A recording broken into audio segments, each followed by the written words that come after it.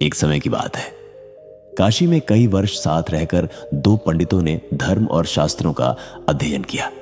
शिक्षा पूरी होने के बाद दोनों विद्वान अपने अपने गांव की ओर चल पड़े।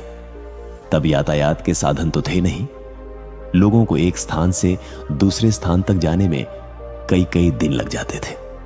लोग दिन में चलते थे और रात में विश्राम करते थे। ये दोनों पंडित भी ऐसा ही कर रहे थे। रास्ते में चलते चलते दोनों में अक्सर धर्म, ज्ञान और तर्क की बातें होती थीं, लेकिन भीतर ही भीतर दोनों को अपने ज्ञान पर बहुत अभिमान था। वे एक दूसरे को मूर्ख समझते थे, बस चेहरे पर मुस्कान रखे चलते रहते थे। एक बार दोनों नगर के सबसे धनी व्यक्ति के यहां ठहरे। उसने उनके रहने की व्यवस्था की और फिर अपने लोगों से कहा कि दोनों महानुभावों के भोजन का भी बंदोबस्त किया जाए। इस बीच समय पाकर धनी व्यक्ति दोनों के पास पहुंचा और उनसे चर्चा करने लगा। बातचीत में वह धनी व्यक्ति उनकी वाणी में छिपा हुआ घमंड भांप गया। वह जान गया कि दोनों पंडितों में बहुत ज्यादा घमंड है, साथ ही दोनों एक दूसरे मूर्ख समझते हैं। धनी व्यक्ति ने दोनों से अलग अलग बात की और एक दूसरे के बारे में पूछा। जब उसने उनके उत्तर सुने तो उसके चेहरे से मुस्कान गायब हो गई।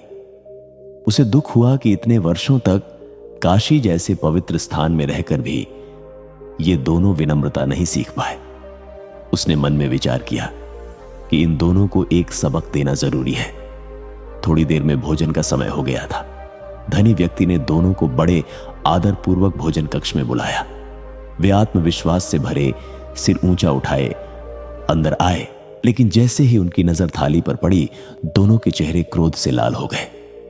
एक की थाली में चारा और दूसरे की थाली में भूसा परोसा गया था। यह देखकर दोनों मूर्ख पंडित आग बबूला हो गए। गुस्से में आकर कहने लगे कि क्या हम जानवर हैं जो यह चारा और भूसा खाएंगे?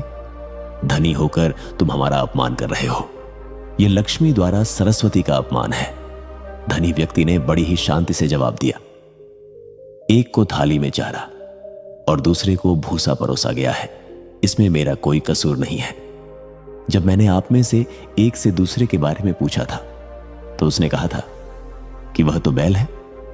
वहीं दूसरे से पहले के बारे में पूछा था तो उसने कहा था कि वह गधा है।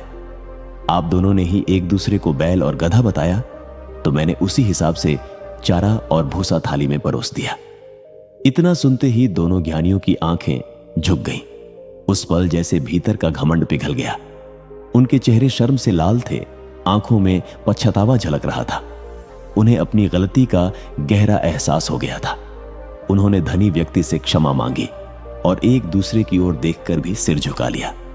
मन ही मन उन्होंने सोचा, काश हमने दूसरों की निंदा करने से पहले खुद को देखा होता। दोस्तों, व्यक्ति में कितना भी ज्ञान आ जाए, उसे घमंड नहीं करना चाहिए। साथ ही दूसरों के प्रति बुरे भाव नहीं रखने चाहिए।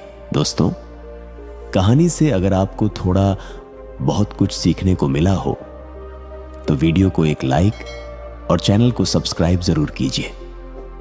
मिलते हैं किसी और कहानी के साथ। धन्यवाद।